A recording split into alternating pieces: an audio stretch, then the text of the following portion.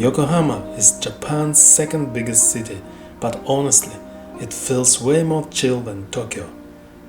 It's got this perfect mix of city life and seaside vibes that makes it super easy to explore. The waterfront is where it all comes together: wide open spaces, ocean views, and a skyline that looks incredible when it lights up at night. You can take a slow walk along the bay, grab a coffee, or just sit back and watch the ships drift in. What's cool about Yokohama is its history.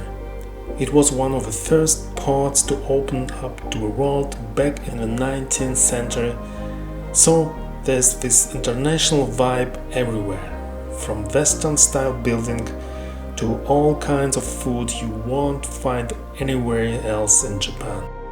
Every part of the city feels a little different. Some neighborhoods are all about shopping, dining, and nightlife, while others are calm and perfect for wandering.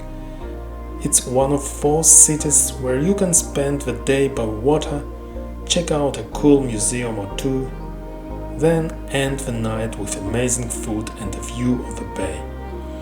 Yokohama feels lively but not overwhelming.